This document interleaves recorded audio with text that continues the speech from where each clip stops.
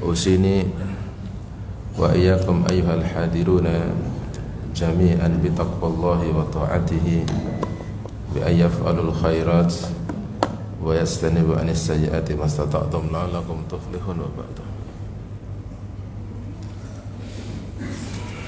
Mari kita memuji nama Allah Subhanahu wa taala biqaulina alhamdulillah rabbil alamin, dan bersalawat kepada Nabi kita Muhammad SAW biqaulina Allahumma shalli ala Muhammad wa ala ali Muhammad wa ba'du. Pagi hari ini kita akan melanjutkan ngaji kita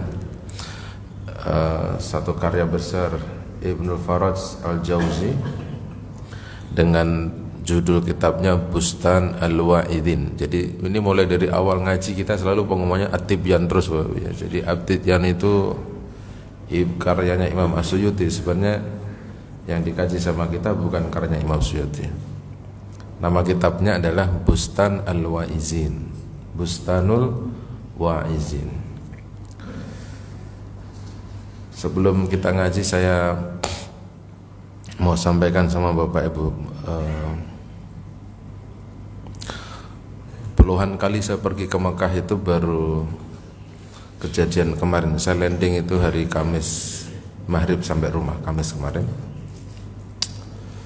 Sebelum pergi itu ada satu jamaah yang sempat traumatik dengan naik pesawat terbang. Dia tanya sama saya, "Ustadz, naik pesawatnya ada guncangan-guncangan enggak?" gitu. Saya bilang selama ini enggak pernah ada gitu. Tapi kemarin itu kejadiannya Masya Allah. Jadi tepatnya mungkin di atas Kolombo ya Bapak Ibu ya, di atas perairan India itu kan Bapak Ibu ya.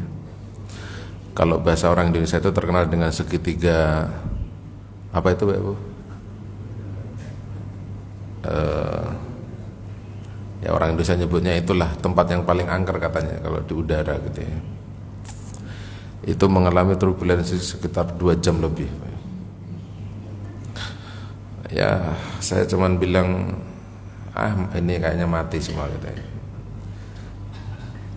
Nah yang bikin saya kesel itu kalau naik pesawat tuh begitu Pak Ibu. Udah cuaca lagi tidak baik, dia ngasih pengumumannya itu kan suruh diikat pakai sabuk. Itu kan sama-sama artinya mati biar nggak terlalu ribet kira-kira gitu Pak Ibu ya. Ya intinya kan mati kan Pak Ibu. Setelah 2 jam itu, wah itu saya tadinya cuma tahu separuh ya. Jadi mungkin tidur pulas ya. Jadi 4 jam dari Jeddah itu terbang tidur pulas barangkali. Karena terbangnya jam 12.00 waktu Saudi. Tidur pulas itu mungkin separuh dari perjalanan yang turbulensi itu. Saya terus kemudian bangun karena banyak orang baca takbir, istighfar sampai kanan kiri. Saya baru sadar itu ada apa sih ini katanya. Itu masih gitu. Turun itu 2 jam ya. Alhamdulillah sih selamat, ditakdirkan oleh Allah masih selamat gitu ya Bapak Ibu. Apa ya pesannya saya Bapak Ibu? Salah satu sunnahnya Nabi Muhammad itu, kalau kita hendak pergi safar itu kan harus raqib al-qawi. Kita disuruh menaiki kendaraan yang terbaik. Jadi kalau memilih maskapai penerbangan itu pilihlah yang terbaik. Benar Pak ya? Indonesia itu punya mungkin yang dibicarakan sertifikasinya kali Pak ya. Menurut orang Indonesia pesawat terbang terbaik apa? Garuda, itu sertifikasinya ya. Yang saya naikin tuh Garuda Pak. Kami tidak pernah pergi umrah tuh naik Lion, Qatar, tidak pernah. SV Saudi, Garuda sama SV aja selama ini. Dan memang tidak pernah ada kejadian seperti itu. Nah setidaknya Bapak Ibu kalau ada orang pergi haji, pergi umroh itu ya berbahagialah, karena pada saat itu Bapak Ibu diselamatkan oleh Allah Subhanahu wa taala. Jadi kalau baca ayat surat Luqman, banyak terulang kan Bapak Ibu. Jadi ketika terjadi goncangan itu dia itu ingat sama Allah. Falaman najahum ilal barri faminhum muqtasid. Itu banyak sekali ayat orang yang begitu. Pada saat dia ada goncangan, ada turbulensi, ada apa, dia sebut nama Allah. Sampai di Indonesia dia lupa lah semua, kira-kira begitu. Itu kritik sebenarnya dalam Al-Quran.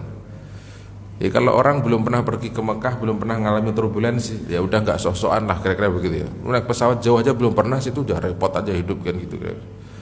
Karena banyak orang yang naik pesawat itu takut. Ada lagi yang lebih banyak, nggak bisa naik pesawat karena nggak ada duitnya, itu juga lebih bahaya kan Pak.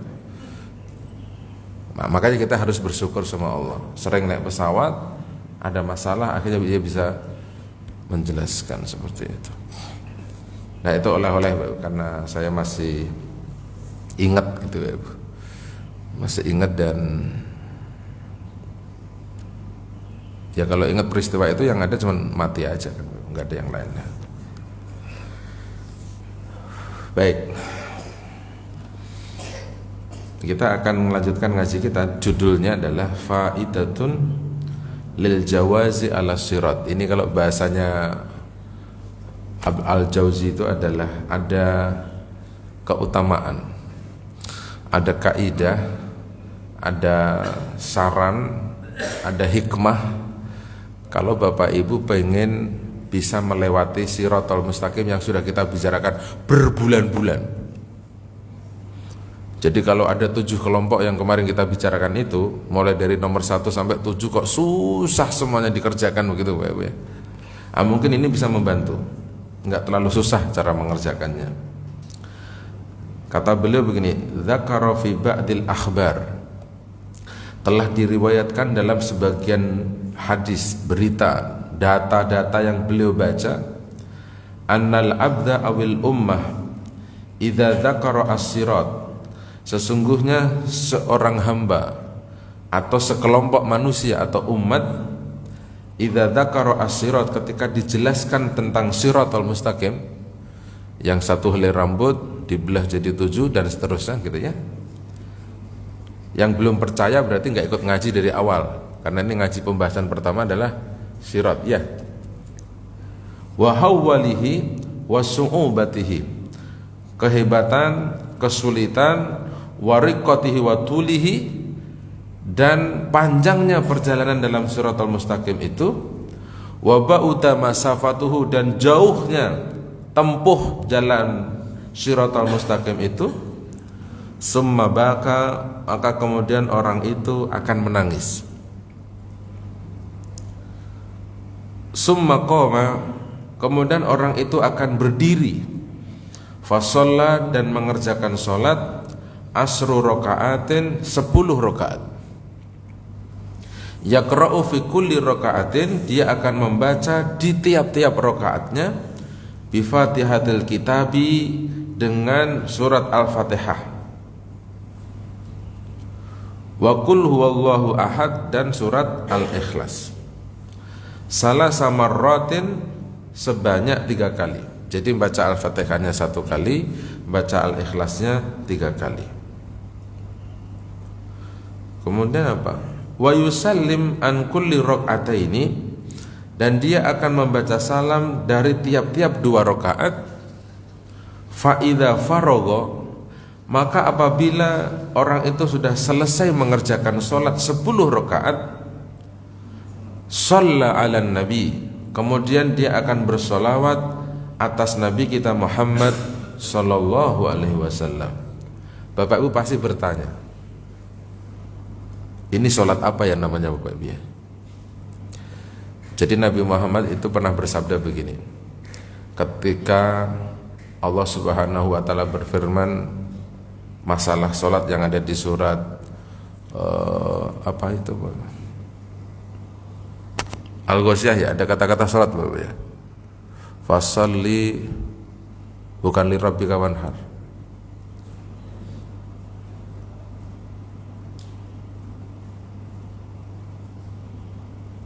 Aduh, ayatnya apa ya?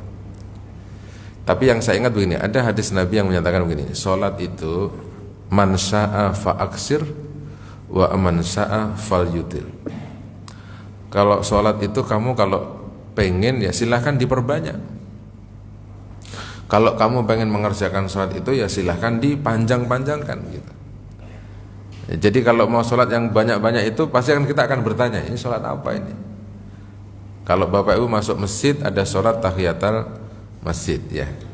Kalau ada jenazah, ada sholat jenazah. Kalau pergi umroh, ada sholat sunnah ikhram, ada sholat sunnah tawaf. Banyak kan jenis sholat, Bapak Ibu.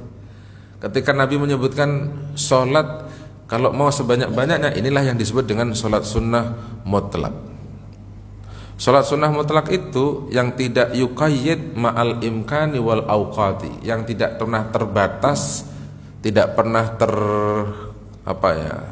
terlarang karena tempat sama waktu. Nah, kecuali waktu-waktu yang 3 disebutkan dilarang itu. Habis sholat subuh, habis sholat asar, dan ketika matahari tenggelam. Begitu. Selebihnya maka kita boleh mengerjakan sholat sunnah mutlak. Nah, Bapak Ibu, kalau pengen mendapatkan banyak apresiasi pahala dari Allah lewat ibadah sholat, maka banyaklah mengerjakan sholat. Karena sholat itu adalah ibadah yang terbaik untuk berkomunikasi antara seorang makhluk dengan kholiknya, penciptanya. Lewatnya itu sholat. Kadang-kadang kalau orang ditanya pergi ke Mekah itu begini, Bapak Ibu mau ngapain ke Mekah? Mau beribadah. Emang kalau di Indonesia nggak bisa beribadah? Jawabannya bisa. Kenapa harus pergi ke Mekah lah?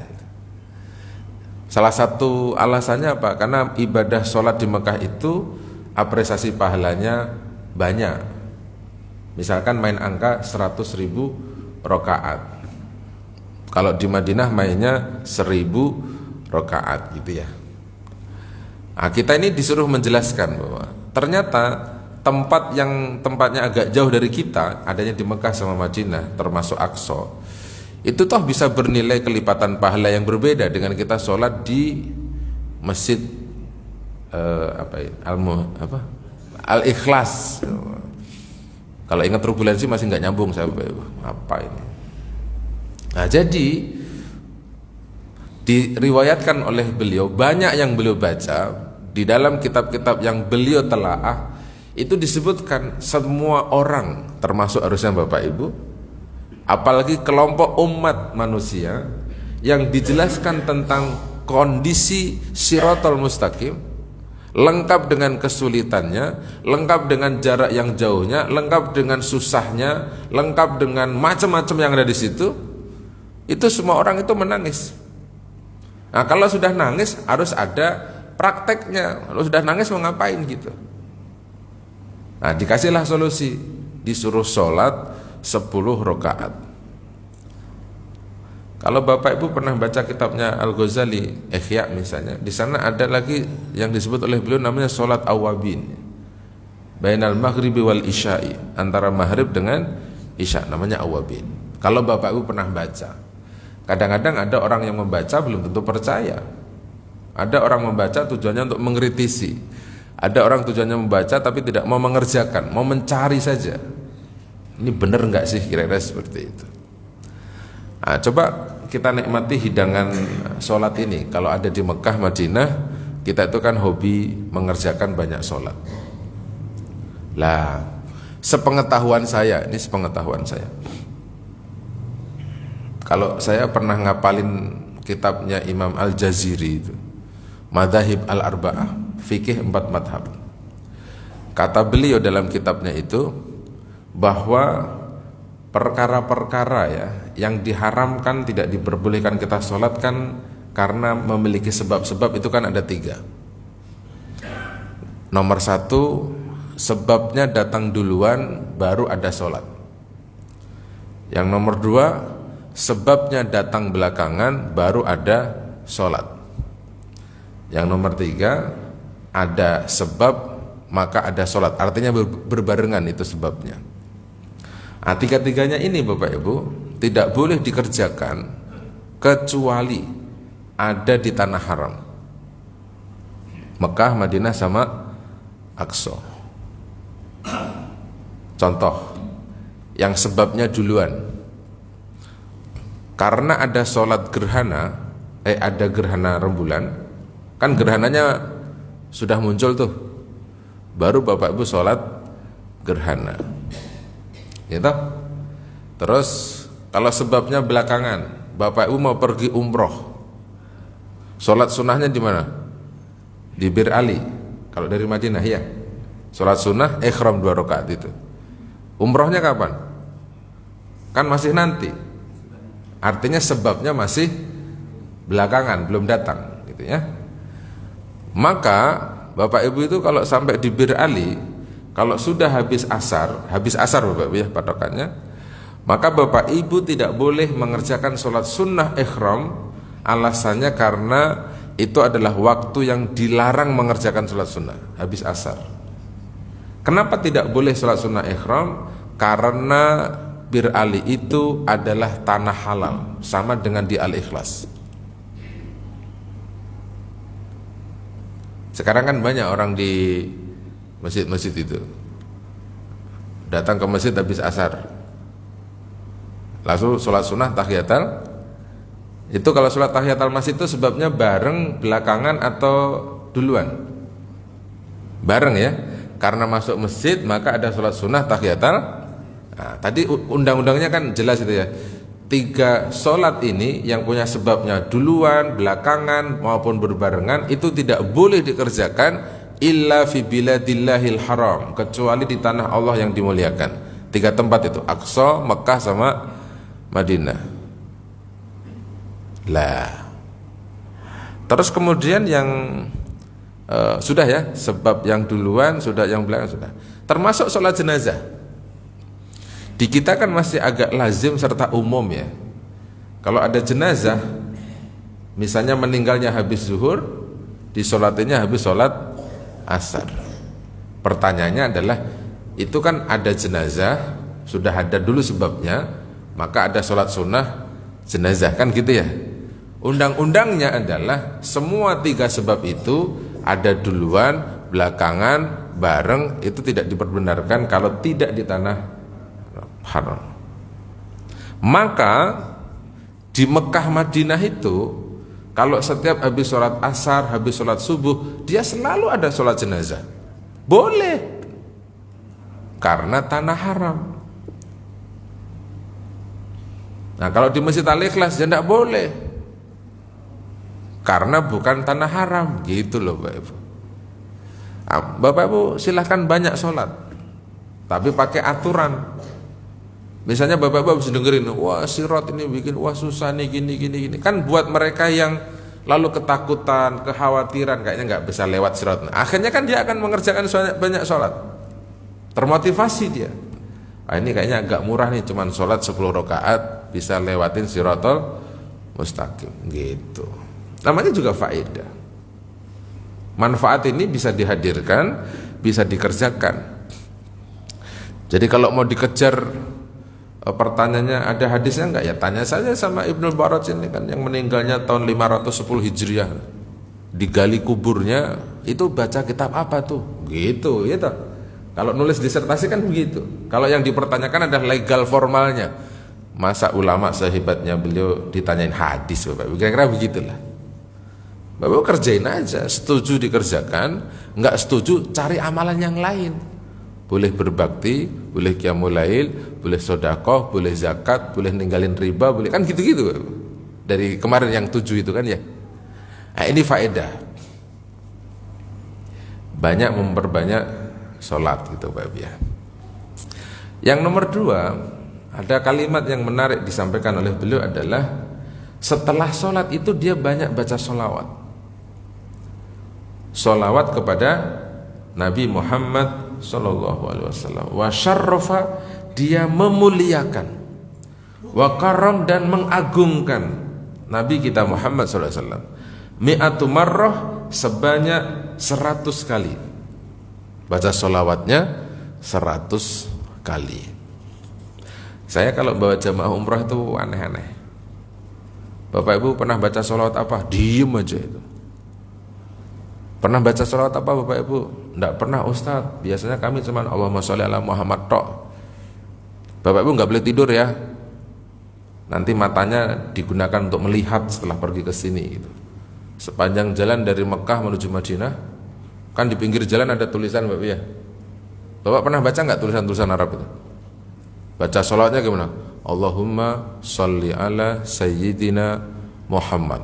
Tak suruh baca itu. Bapak Ibu, di Mekah aja ada Sayyidinanya, saya bilang kan begitu.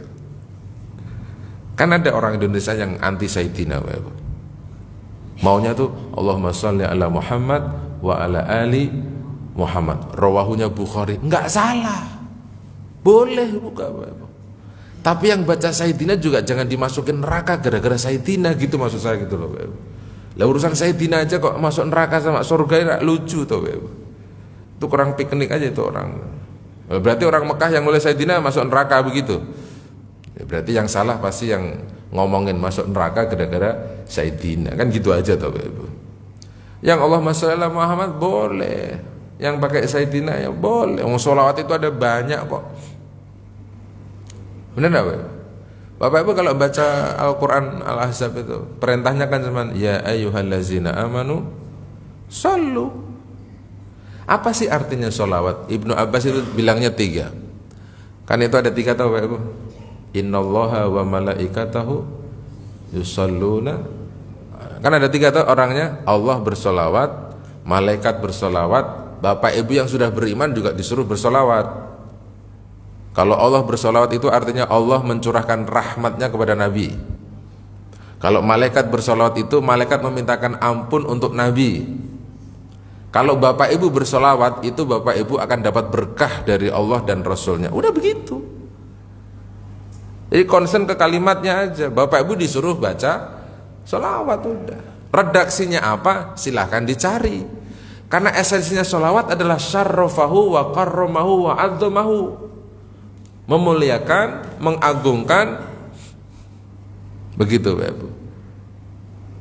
Jadi selama Bapak Ibu mengagungkan Nabi, mengistimewakan Nabi, memuliakan beliau SAW dengan menyebut-nyebutnya, itulah salawat. Redaksinya boleh beda-beda. Benar nggak, Bapak? Wahbah Zuhaili itu nulis kitab judulnya ini, Fiqhul Islam wa Adillatuha.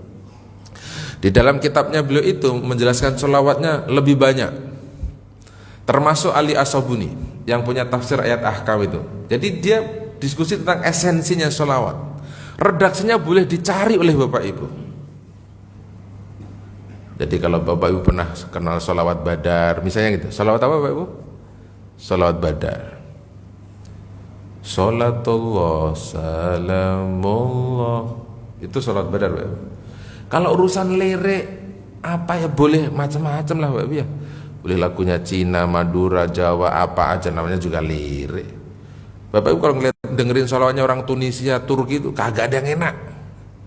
Lagunya itu kagak ada yang enak. Belas enak. Tapi menurut orang Turki, Recep Erdogan itu ya enak saja karena memang mereka seperti itu kultur budayanya. Kalau orang Indonesia itu diajak sholawatan ya liriknya Jawa semua Bapak Ibu. Orang Indonesia gitu ya. Ya hari ini insya Allah yang hobi baca sholawat Bapak Ibu, lagi dikejar-kejar sama 3 orang. Dikejar sama Mas Anies, Pak Prabowo sama Mas Ganjar. Loh, benar nggak Bapak Ibu?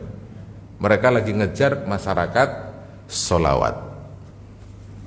Bener nggak? Bapak Ibu mau ikut anti sholawat? Nggak apa-apa, karena Bapak Ibu sudah nggak dikejar sama mereka bertiga. Bapak Ibu nanti suruh bingung milih aja 3-tiganya. Nggak mau milih ya rugi, milih ya harus istikharah kan gitu ya. Yang pasti yang dikejar sekarang adalah masyarakat sholawat. Nah, Bapak Ibu, setiap kali saya pergi ke Madinah itu, saya mau mencoba menikmati hidangan-hidangan bagaimana saya bersolawat. Jadi kalau Bapak Ibu hafal 99 namanya Nabi Muhammad Bapak Ibu, maka Bapak Ibu bisa membuat kalimat yang redaksinya bisa berbeda-beda. Dan sebagainya sudah beredar di Indonesia itu kalimatnya. Ya Abaz Zahra'i. Itu kan lagu syair Bapak Ibu. Itu nama Nabi Muhammad. Ya Abaz Sohra, Ya Abal Husain wal Hasani. Itu nama gelar-gelarnya Nabi. Itulah namanya syarrafahu Bapak Ibu. Memuliakan Nabi Muhammad SAW. karena bersolawat sama Nabi ini berkah.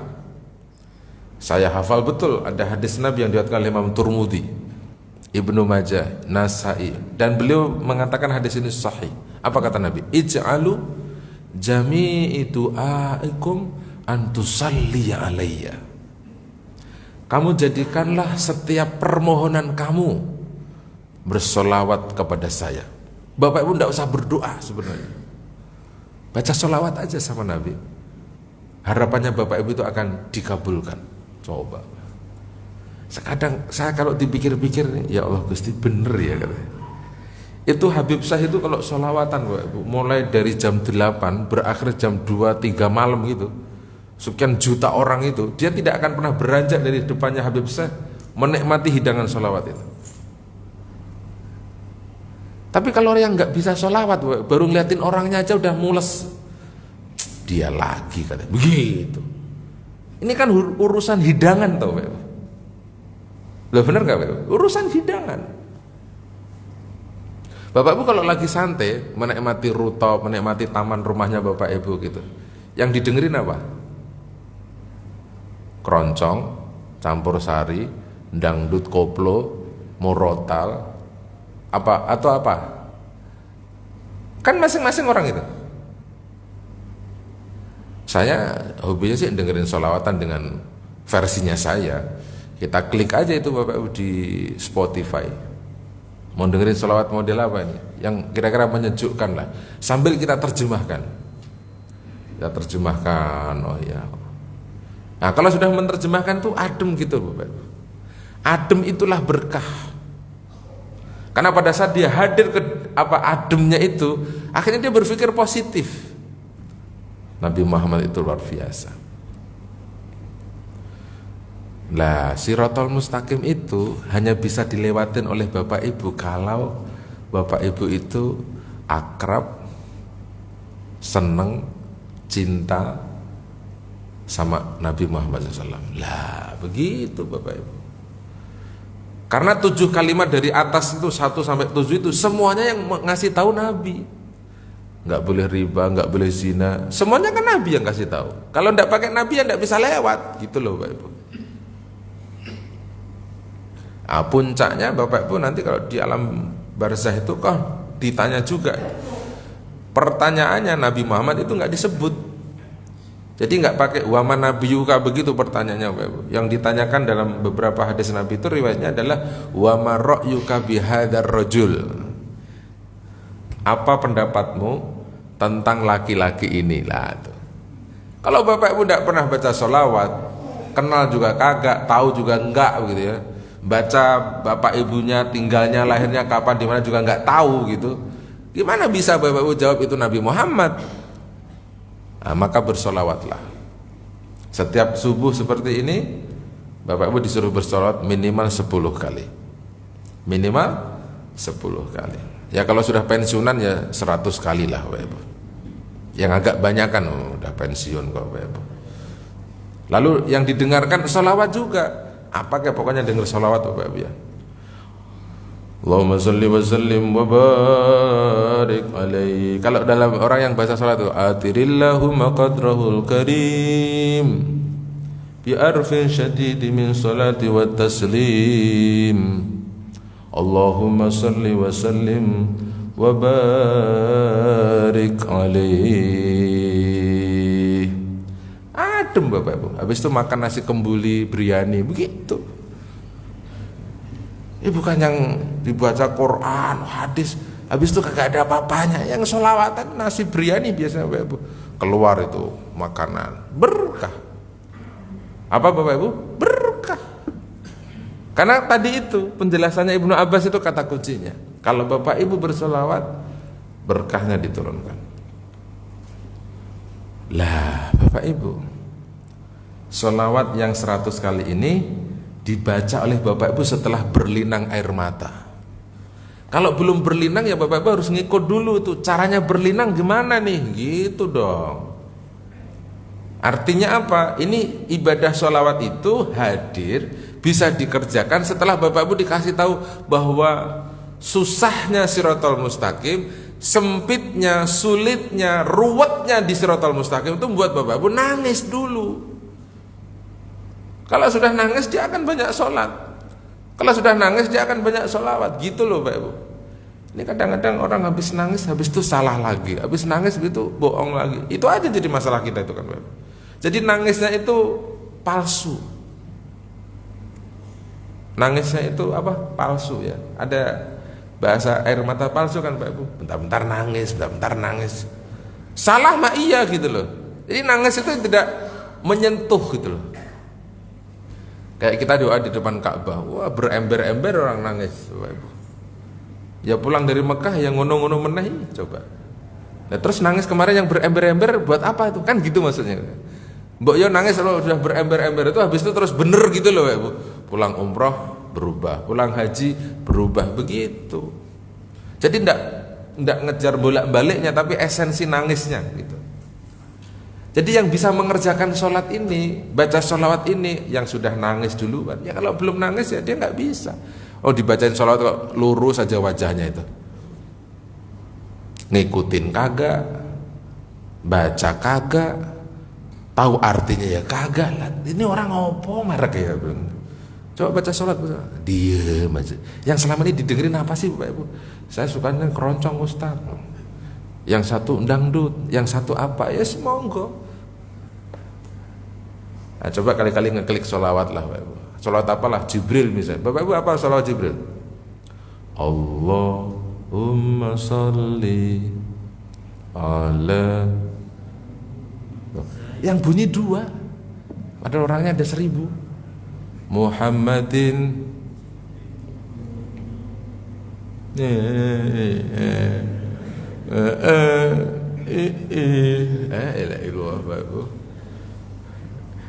masjid kali-kali diadain sholawat lu ramai ini Bapak Ibu. Sholawat, baca sholawat Bapak Ibu. Jadi jangan takut baca sholawat kok masuk neraka. Kebalik Bapak Ibu, baca sholawat itu bikin Bapak Ibu masuk surga. Banyak berkahnya Bapak Ibu.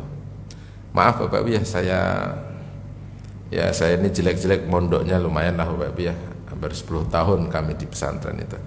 Saya ingat banget sama Kiai saya bilang begini dulu. Mariono, kalau nanti kamu jadi dai, kalau mau naik mimbar itu, ini mimbar Bapak ya.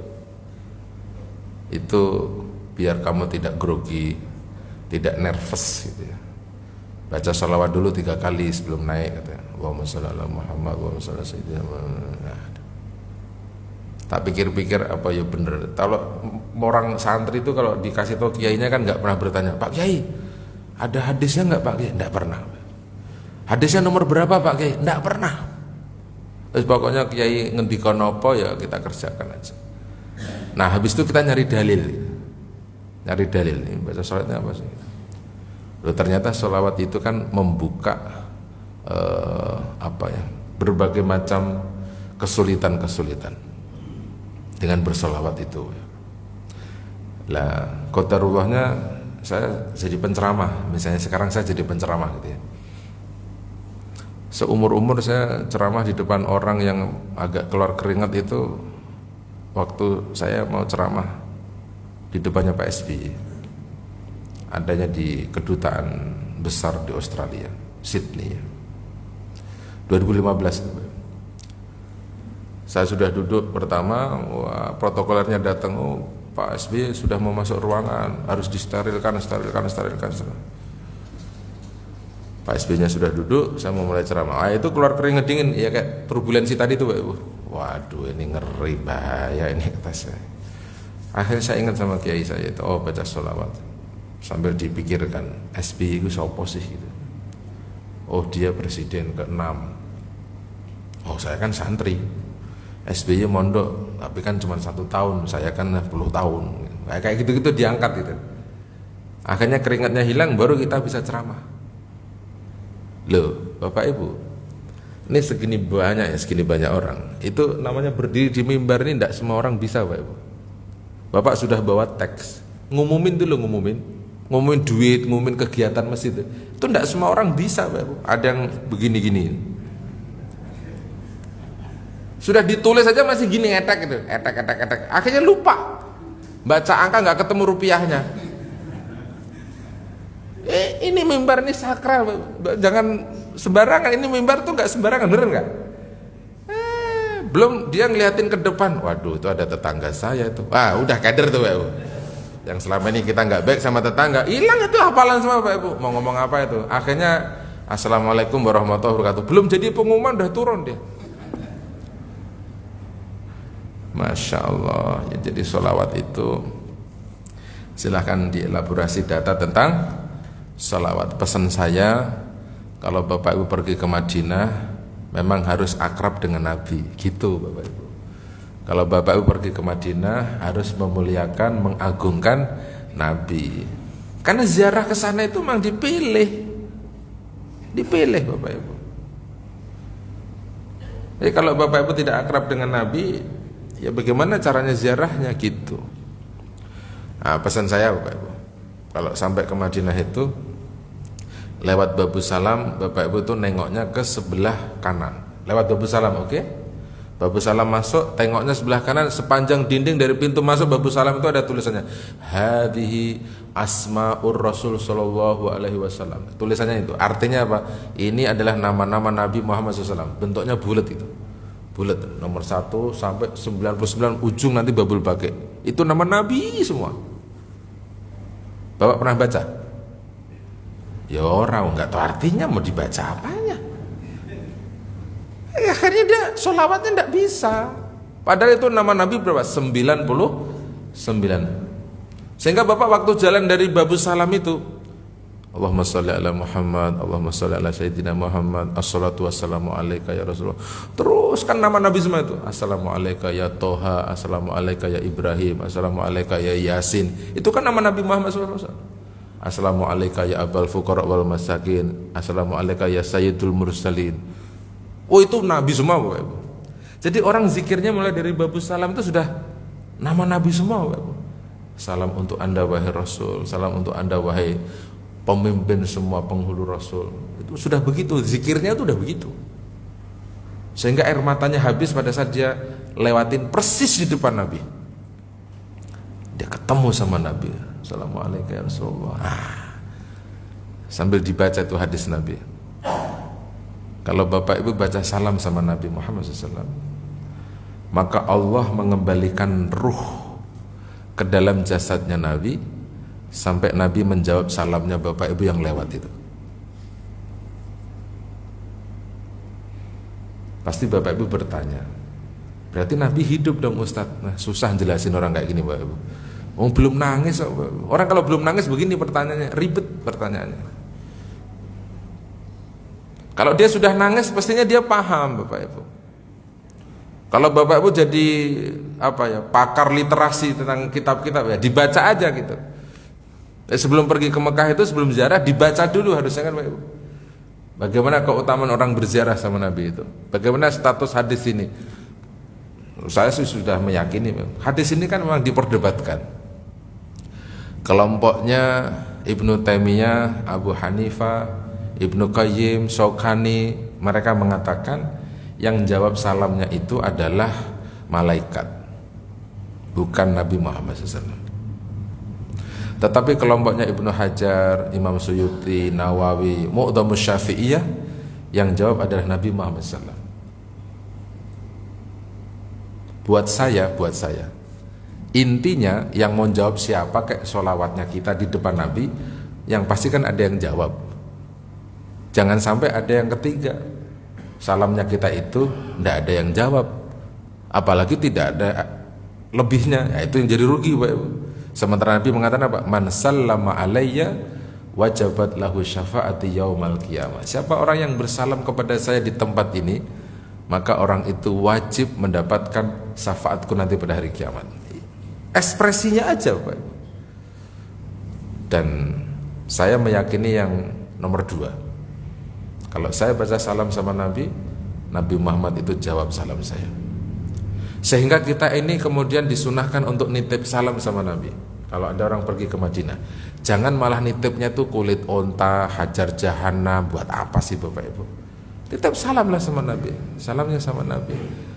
ya Rasul, salam alaika min jami' ikhwanina fi Masjid Al-Ikhlas. Bisa begitu. Ada titip salam dari jamaah saya di Masjid Al-Ikhlas. Jumlahnya berapa, Mar? Ya banyak sih. Yang kenal-kenal sama Anda sudah banyak. Cuman yang belum tahu lebih banyak, Nabi tolong dimaafin. Saya bilang begitu aja. Kan bisa kita baca salam seperti itu. Nah, Bapak Ibu, pesan saya kalau mau pergi umroh, 2 kota itu dibaca dulu. Mekah ada apa, Madinah apa. Nanti sampai Madinah Bapak Ibu akan menikmati hidangan tentang Nabi Muhammad sallallahu alaihi wasallam. Sehingga orang rindu sama Nabi itu karena saking mulianya Nabi Muhammad sallallahu alaihi wasallam. Apalagi hari ini, Masya Allah, pergi ke Raudhah itu hari ini susah. 1 visa, 1 kali masuk Raudhah, tidak bisa 2 kali. Dulu kita bisa ketemu Nabi tiap detik, 24 jam itu laki-laki dulu. Sekarang semakin mahal, Bapak Ibu. Artinya untuk masuk ke Raudhatus Syarif itu 1 visa, 1 kali masuk.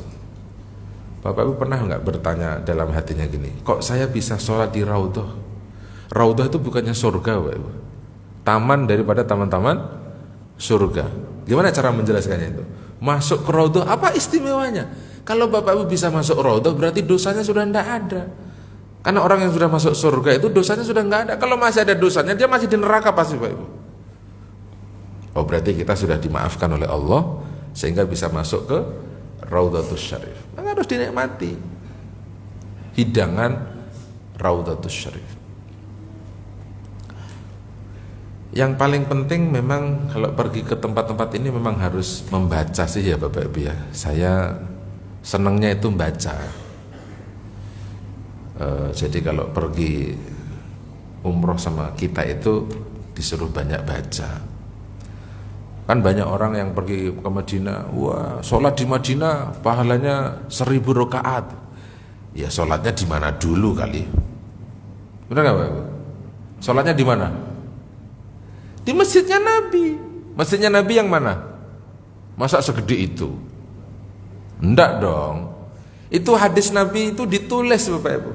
Di masjidnya Nabi ditulis, hadhihi masjidur Rasul sallallahu alaihi wasallam. Ditulis tuh. Yang kotaknya cuman kecil, yang sederet dengan Raudhah itu aja. Yang tiangnya ada tulis-tulisannya, ini tiangnya si A, si B, si C, warnanya hijau itu. Nah, disitulah sholat yang dapat pahalanya 1000 rakaat. Kalau sholatnya di belakangnya, kan sekarang masjidnya ditutup kan, masjid Nabi ditutup, lewatnya samping, sederetan dengan babu salam ya Bapak. Kalau Bapak sholatnya di belakangnya itu bukan 1000 rakaat dapatnya.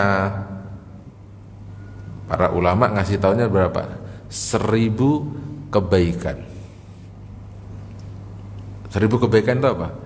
Pahalanya berlipat, tetapi tidak berkelipatan rokaatnya karena beda tempatnya. Jadi kalau di dalam satir yang ditutup itu pakai putih-putih itu, nah itulah masjidnya Nabi. Di atasnya ada hadisnya, ditulis di situ. Hadihi Masjidur Rasul. Sampai tiangnya pun tidak dirubah. Tiangnya Aisyah, Khadijah, Fatimah, Qibtiyah, semuanya ada tiang-tiangnya. Itulah masjidnya Nabi. Ini orang sholatnya di masjid renovasi, ada yang di halaman. Sampai Al-Ikhlas libur sholatnya, katanya sudah sholat dari Madinah katanya. Wah, pahalanya banyak ya tak? Mana ada pahala banyak kalau sholatnya di belakang, nggak ada. Sekarang kita ngomong di Mekah, mana yang pahalanya 100.000 rakaat? Pada saat Nabi mengatakan seperti ini, kan yang kalimatnya apa? Siwa Masjidil Haram, kecuali sholat di Masjidil. Itu pada waktu Nabi mengatakan begitu ada masjidnya? Belum ada. Artinya Masjidil Haram itu kan proses direnovasi terus. Tadinya ada cuma titiknya saja, Ka'bah, udah. Sekelilingnya masjid, namanya Al-Haram. Jadi di mana itu 100.000? Ya di shop pertama depan Ka'bah. Untuk sholat di shop pertama itu 1 jam sebelum azan kita udah kayak orang mau perang gitu. Wah, desak-desakan, gandeng-gandengan tangan gitu. Wah. Itu baru itu 100.000 rakaat. Wah. Sholatnya aja di jalan Misfalah Halaman aja kagak, masa dapat 100.000 Bapak Ibu? Kagak lah. 100.000 kebaikan setuju.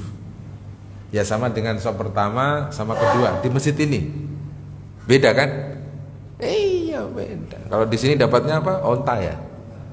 Belakangnya kerbau, belakangnya sapi, belakangnya kambing, belakangnya ayam, belakangnya telur, belakangnya ya tai ayam misalnya begitu ya. Masa Bapak tetap enggak, saya sopnya paling ujung tapi dapatnya onta. Itu ya kata situ aja. Kata Allah sama nabinya mah enggak bener. Wong kerjanya beda, masa pahalanya mau gedean. Yang sholat pertama di Mekah itu jelas keringetan Bapak Ibu, Masya Allah itu keringetan betul. Bener gak Bapak Ibu? Bapak pernah sholat di sholat pertama ngeliatin Ka'bah lurus Hajar Aswad gitu, multazam gitu, pernah? Belum tak? Makanya umroh sama kita nanti saya anterin. Kadang-kadang kita yang jelasin rinci, Bapak ketemu sama saya di Mekah, umroh sama orang lain, tegas itu sama saya. Ya iyalah, ya jelasin serius begini, iya bagus juga itu, bagus doang, ikut mah kagak. Ya harusnya kan jujur-jujuran lah. Oh iya kita didampingi bagus, ilmunya bagus, ya ngikut dong. Kadang-kadang jamaah itu aneh-aneh. Ustadz, loh Bapak umrah? Iya Ustadz, alhamdulillah. Ya Pak, semoga mabrur Pak. Dalam hati saya itu waktu keluar di Soekarno-Hatta itu jamaah kebangetan deh kata saya. Kalau di Mekah kan kita nggak boleh gerutu Pak ya. Ya yang penting ketemu jamaah yang guyang-guyu. Foto Ustadz, foto, udah gitu aja.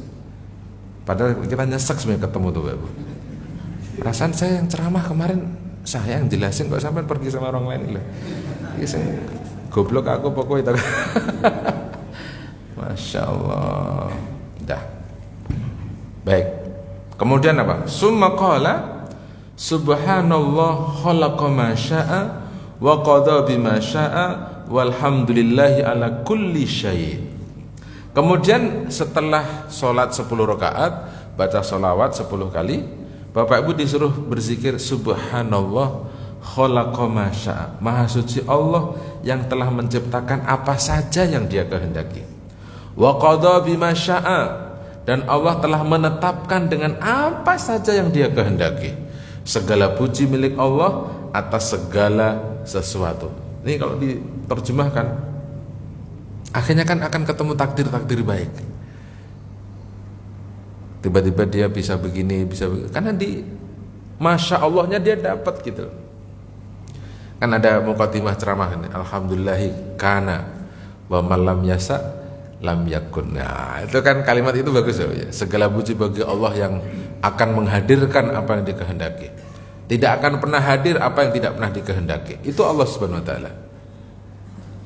Bapak Ibu, kalau habis salat subuh bisa duduk itu karena dihendaki oleh Allah Subhanahu wa taala. Bisa duduk. Habis sholat di Mekah Madinah bisa dengar kajian, iktikaf, baca sholawat, baca Quran, itu dikehendaki oleh Allah. Ada juga orang di Mekah Madinah itu habis sholat pulang, Jadi kayaknya kalau ke masjid, di masjid itu kepanasan gitu loh. Jadi hobinya tuh ke hotel, dikit-dikit belanja, tiduran di hotel. Udah begitu aja hobinya. Macam-macam lah itu hobi Bapak Ibu. Kalau saya hobinya ngaji aja Pak. Dengerin ngaji maksudnya. Tapi saya nggak hobi dengerin ngajinya orang Indonesia yang di pintu 19 itu nggak pernah. Saya nggak hobi dengerin. Saya hobinya dengerin ngajinya orang Saudi.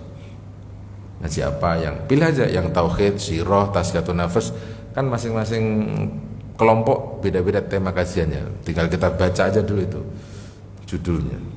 Baik. Berapa bacanya? 3 kali.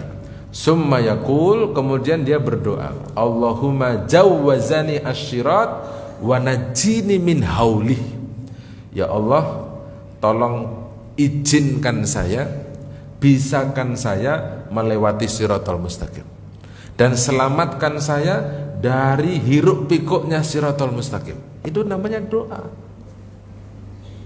Nabi Muhammad nyuruh Bapak Ibu setiap kali habis sholat 5 waktu disuruh baca Allahumma ajirni minan nar sebanyak 7 kali. Allahumma ajirni, ini kan kalimatnya sama Bapak Ibu. Najini, ajirni itu sama Bapak Ibu. Selamatkan saya dari siratal mustaqim. Kalau dalam bahasanya Nabi tadi itu apa? Selamatkan saya dari api neraka. 7 kali dibaca terus sholat 5 waktu setiap hari kita baca. Sambil dinikmati, semoga saya selamat dari neraka, gitu loh Bapak Ibu. Allahumma ajirni minan nar, Allahumma ajirni minan nar, Allahumma ajirni minan nar. Sambil kita pikirin itu, nyari duitnya bener apa kagak, rumah tangganya bener apa kagak, begitu.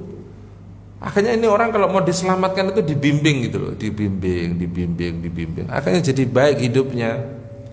Jadi doa sama fikih realitasnya akhirnya nyambung. Jadi bukan melafalkan kalimah-kalimah baik, zikir-zikir baik, tetapi dengan realitasnya tidak nyambung. Ya karena tidak dipahami. Allahumma la ilaha illa anta la syarika lak. Tidak ada ilah kecuali engkau, tidak ada sekutu bagimu. Wa sallallahu ala sayyidina Muhammad wa alihi wa sahbihi. Saya baca kitab ini ada sayyidinanya Bapak Ibu ya. Bapak Ibu nanti kalau nggak percaya fotokopi aja. Ya tegas Bapak Ibu ya. Faman shalla hadhihi shalah, maka siapa orang yang bersolawat dengan solawat ini, sallallahu ala sayyidina Muhammad, Allahumma sholli ala sayyidina Muhammad wa alihi, wa qala hadzal qaul jawazahullahu tabaraka wa ta'ala. Orang yang berdoa, berzikir dengan kalimat ini, Allah akan izinkan orang tersebut bisa melewati siratal mustaqim. Ya, saya berharap Bapak Ibu juga berharap semoga bisa diselamatkan Bapak Ibu ya. Kemudian as-siratu huwa la yus'iru bihi wala bihalihi ma awwali zumratin tamurru ilal jannah. Lewat siratal mustaqim ini lengkap dengan kesulitannya, tidak akan pernah dirasakan oleh kelompok yang pertama yang memasuki ke dalam surga. Fakhtanamu rahimakumullahu hadas sawab wa tuhissu nabihi min alimil adab. Allah Subhanahu wa taala memberikan rahmat pahala ini dan menjaga mereka dari azab yang pedih. Ya ulil uqul wal albab. Wahai Bapak Ibu yang memiliki akal sehat dan mau berfikir baik. Li'anna sirat hadun raqiq wa tariquhu ab'adut tariq. Ketahuilah Bapak Ibu, sesungguhnya sirat ini adalah hadun raqiqun. Benangnya tipis sekali, lembut sekali. Jadi kalau kemarin informasi adalah sya'run wahid wa yuqassim ala arba' wa yuqassim ala sab'ah, satu helai rambut dibagi jadi 7, berarti kan raqiqun, tipis. Bapak Ibu kalau ngaji tajwid ada raqiqun, ada tarkhiq itu Bapak ya. Ada tipis, ada tebal. Raqiq ya. Wa tariquhu ab'adut tariq, dan jalan di sirat itu adalah sejauh-jauhnya jalan. Sudah sempit, tipis, samping kanan kirinya enggak ada apa-apanya, jauh pula. Ya lahu min tariqin ma yu'inu ala jawazihi akhun wala sadiqun illa amalun salih wa rabbur rafiq. Tidak akan ada orang yang bisa melewati sirat ini, saudara, teman, kecuali amal solih yang dia lakukan. Artinya tidak bisa ditolong oleh siapapun. Wa'lamu, dan ketahuilah Bapak Ibu, wafaqanallahu wa iyyakum, semoga Allah memberikan taufik kepada Bapak Ibu dan kita semuanya. Bapak Ibu, taufik itu penyertaan, taufik itu pendampingan. Jadi kalau Allah mendampingi, Bapak Ibu pasti baik. Bapak Ibu lagi dapat taufik. Lalu inayah itu pertolongan. Kalau orang ditolong sama Allah, maka dia baik. Sehingga sering digabung kalimatnya, taufik, inayah, dan hidayahnya. Itu 3 kalimat yang berbeda. Jadi kalau Allah sudah menyertai, memberikan taufiknya kepada kita, maka Bapak Ibu akan diselamatkan karena dikasih taufik. Annal umura yadhabu wad dunya tufna. Sesungguhnya umur kita ini pasti akan habis. Dunia pasti akan binasa, fana. Artinya tidak pernah abadi. Ya tahu Bapak Ibu? Wa taharrab wan nafsu tamut. Sementara jiwa kita juga akan mati. Wal muradu ilal hayyil ladzi la yamut, dan cita-citanya kita, keinginan kita adalah hidup kepada zat yang tidak pernah mati, Allah Subhanahu wa taala. Fasta'idu bi kasratil anwari, maka Bapak Ibu bersiap-siaplah dengan memperbanyak cahaya-cahaya, bisolati dengan mengerjakan solat, wa fi'lil khairati dan mengerjakan banyak kebaikan, fil laili wan nahari, baik waktu malam maupun siang hari, wa bi ta'ah lin nabi as-sayyidil muhtar, dan dengan mengerjakan ketaatan kepada Nabi kita Muhammad SAW, penghulu yang terpilih, sayyidil muhtar, wa bil amali bi kitabil malikil wahidil qahar, dan dengan mengamalkan isi kitab Al-Qur'an yang dimiliki oleh Allah yang maha tunggal dan maha memaksa. Bapak Ibu, salah satu asmaul husna Al-Qahar. Al-Qahar itu maha memaksa. Allah maksa apa sih? Bapak Ibu itu seneng gak seneng pasti mati, entah dipaksa atau ikhlas. Bapak Ibu itu seneng gak seneng pasti tua, entah sadar atau tidak sadar. Benar kan? Al-Qahar, dipaksa. Wa abku ala haulis siratil mansubi ala matnin nar, dan Bapak Ibu menangislah atas hiruk pikuknya siratal mustaqim yang akan menghubungkan kepada ujian-ujian ke dalam api neraka. Artinya kalau di siratnya enggak lewat, ya akan ke neraka.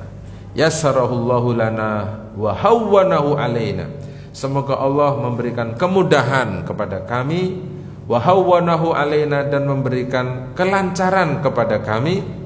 Hawin alaina Bapak Ibu, kemudahan. Amin ya rabbal alamin. Innahu qaribun mujibun, sesungguhnya Allah maha dekat dan maha mengabulkan. Bapak Ibu, semoga ngaji ringan ini bermanfaat buat Bapak Ibu. Nomor 1, banyak-banyaklah sholat. Sholat 5 waktu dulu kita selesaikan. Caranya berjamaah, tepat waktu, jangan sampai masbuk. Gitu dong, ya Bapak ya. Yang nomor 2, sholat 5 waktunya disuruh khusyuk, disuruh khudu, disuruh tadallul. Ada pemahaman, ada ketundukan, ada perenungan. Sholat 5 waktunya begitu dulu. Kalau 5 waktunya sudah selesai, Bapak Ibu disuruh main sholat yang terbaik setelah 5 waktu. Namanya sholat malam. Sholat malam itu ada 3 Bapak Ibu. Ada tahajud, ada witir, ada iftitahu qiyamul lail. Ada 3 kan Bapak Ibu. Kalau sholat malamnya sudah beres, Bapak Ibu konsentrasi ke sholat sunnah rawatib, yang jumlahnya terserah. Boleh 20 rakaat, boleh 28 rakaat, boleh 36 rakaat. Yang paling banyak ada di sholat duhur. Rawatibnya duhur itu ada yang mengatakan 18, ada yang 16, ada yang 12, ada yang 8. Nggak ada yang bilang cuma 4 Bapak Ibu. Nabi Muhammad itu kalau zuhur rawatibnya paling banyak. 12 di rumah, 4 di masjid. 12 di masjid, 4 di rumah. Atau 4 di masjid, 4 di rumah. Atau 8-nya di masjid, 4-nya di rumah. Itu Nabi Muhammad banget itu. Bapak Ibu selama ini berapa? Rawatib duhurnya itu loh 2. Itu mah subuh kali. Ini zuhur itu paling banyak. Bapak kalau tidak percaya nanti bukalah itu sholat sunnah rawatib paling banyak Pak. Di zuhur. Zuhur paling banyak Pak Ibu. Makanya kenapa Saudi itu kalau sholat duhur juga agak lama iqomahnya, karena sholat rawatibnya banyak di duhur. Lalu asar, qobliyah asarnya ada 4 rakaat, itu pun ghairu muakkad. Bapak Ibu kerjakan aja. Jadi kalau ada yang ghairu muakkad jangan dibilang nggak ada. Ada, cuman kadar pahalanya berbeda dengan yang muakkad. Ini kadang-kadang ada orang salah kaprah. Katanya nggak ada sholat sunnah habis maghrib, sebelum maghrib, sebelum isya nggak ada. Bapak Ibu bukan nggak ada tapi ghairu muakkad. Itu istilahnya rawatib Bapak Ibu, jangan dibuang-buang apa agama Bapak Ibu. Kalau dia ngomong tidak ada, berarti dia itu berdusta atas nama Nabi. Kalau ada orang berdusta atas nama Nabi, Maka kata Nabi apa? Fal yatabawwa maq'adahu minan nar. Dia akan tinggal di dalam api neraka. Kenapa begitu? Dia berbohong atas nama Nabi. Orang ada kok dibilang nggak ada. Hadisnya jelas sahih. Cuman kadar pahalanya berbeda. Jadi jangan dibilang nggak ada. Nggak ada sholat sunnah sebelum maghrib, sebelum isya. Salah.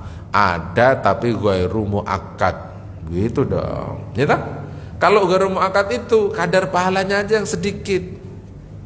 Makanya kalau di Mekah Madinah itu kalau habis maghrib, habis azan itu makan macam-macam, nanti menjelang isya, habis adzan isya tuh, ustadznya bilang begini, man sholat wa malam yusolli kholas uskun hina. Yang mau sholat sunnah silahkan, yang enggak ya sudah kita diem aja. Karena ghairu muakkad, artinya kan ada dong Bapak Ibu. Kalau di Indonesia itu bahasanya enggak begitu kok, enggak ada sholat sunnah sebelum maghrib. Ada. Nah, kadang-kadang masjidnya juga yang enggak ngasih kesempatan. Habis azan maghrib qomat, habis azan isya qomat. Kasihan yang mau sholat sunnah. Harusnya diadakan aja, tunggu aja sama pakai timing waktu itu. Terus apa? Sholat sunnah sesudah maghrib 2 rakaat muakkad, isya 2 rakaatnya muakkad sesudahnya, kemudian subuh muakkad. Sudah. Kalau itu sholatnya sudah kita kerjakan, Bapak Ibu main di sholat yang ada di siang hari. Ada sholat duha, gitu? Ada sholat hajat. Nabi sebelum keluar rumah selalu sholat 2 rakaat. Ini kan sholat di siang hari Bapak Ibu. Beliau itu setiap kali mau keluar rumah sholat sunnah dulu 2 rakaat. Jadi enggak seperti banyak ibu-ibu sholat hajatnya itu kalau anaknya mau UMPTN, sholat hajat terus, UMPTN tok. Ya itu enggak lulus lagi. Udah puasa, udah sholat sunnah, anak UMPTN kagak lulus juga ya. Sholat hajatnya salah sih. Mbak sholat hajat itu setiap kali mau keluar rumah 2 rakaat sebelum keluar dari rumah sudah sholat dulu baru. Habis itu dia berdoa hajatnya dikabulkan, kan gitu. Nah baru Bapak Ibu main di sholat-sholat yang lain-lain tadi itu, begitu. Yang nomor 2, kalau Bapak Ibu pengen selamat dari Shiratal Mustaqim, menurut kitab ini Bapak Ibu disuruh banyak baca sholawat. Sholawat itu artinya adalah syarrafahu wa adzamahu, mengagungkan dan memuliakan Nabi. Caranya bagaimana redaksinya? Bapak Ibu cari bahasa Arabnya. Kalau tidak bisa ya pakai bahasa Indonesia. Itu namanya mengagungkan Bapak Ibu. Contoh bahasa Indonesia. Contoh. Alangkah indahnya hidup ini. Terus gimana itu Bapak Ibu? Mandang wajahmu. Kata Uje itu kan. Itu kan sebenarnya gubahan sholawat tapi dia pengen dilirikkan ke Indonesia. Kan pasti berlinang air mataku. Terus lagunya gimana itu? Bapak lagu Indonesia aja nggak tahu apa nggak kebangetan sampai itu Pak Ibu. Lah ya Arab ya ramuni, Indonesia ya ramuni lah susah tak aku Pak Ibu. Coba. Ya semoga Bapak Ibu jadi umat Nabi Muhammad SAW. Tapi harus bersolawat, gitu loh Pak Ibu. Lah karena gue menang itu lihat terus piye nanti ya. Sudah sesolawat Ustaz di sholat tok. Lah sholat tok iya Bapak Ibu. Lah emang sholawatan nggak boleh di luar sholat kan itu. Disuruh memperbanyak sholawat. Anak-anak kecil sekarang itu sholawatnya macam-macam ya. Itu masya Allah tabarakallah. Allahumma salli wa sallim ala sayyidina Muhammadin sahibil busyra tubashiruna. Itu kan kalau diterjemahkan kan bagus Bapak. Nabi Muhammad itu pemilik kabar gembira. Ayatnya banyak itu. Basyiron wa nazir. Banyak ayatnya. Pokoknya sholawatan dulu Bapak. Kalau sudah sholawatan itu dingin Bapak Ibu. Ya. Dan biasanya kalau baca sholawat yang keluar itu nasi biryani. Nah itu adem Bapak Ibu. Ayo orang kok ribut mulu. Ya nggak pernah baca sholawat sih ribut. Yang nomor 3 kalau Bapak Ibu pengen selamat dari sirat, menurut kitab ini juga Bapak Ibu disuruh apa tadi Bapak Ibu? Membaca sholawatnya 100 kali ya, dan membaca tasbih. Subhanallah khalaqa ma syaa wa qada bima syaa walhamdulillahi ala kulli syai'in, banyak 3 kali. Dan doalah Bapak Ibu, doa agar Allah Subhanahu wa taala menyelamatkan Bapak Ibu dengan redaksi Allahumma jawwazani as-sirat wa najini minas sirat. Itu doa kan Bapak Ibu, 2 kalimat bahasa Arab itu. Izinkan saya melewati sirat, selamatkan saya dari siratal mustaqim. Semoga ada manfaatnya. Jam berapa itu Pak Ibu? Udah suruk ya? Baik. Iya ibu-ibu, sabarlah ibu-ibu. Ibu begitu aja udah jawabannya nyolot aja. Baca sholawat aja lah Bu. Itu aja kok kenceng-kenceng. Udah Ustaz, ya biasa aja lah. Udah Ustaz, enak. Ya Allah, semoga ada manfaatnya. Subhanakallahumma bihamdika asyhadu an la ilaha illa anta astaghfiruka wa atubu ilaik. Wassalamualaikum warahmatullahi wabarakatuh.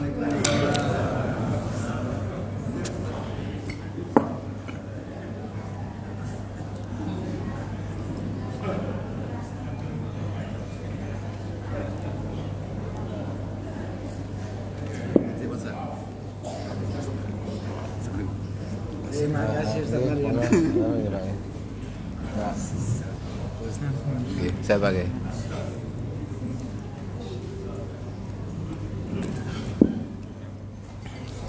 Saya Pak.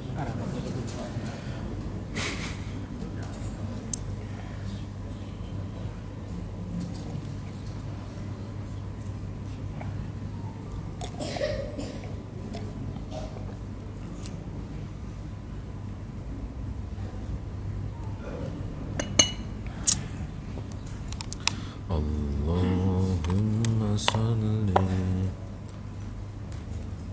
sayyidina.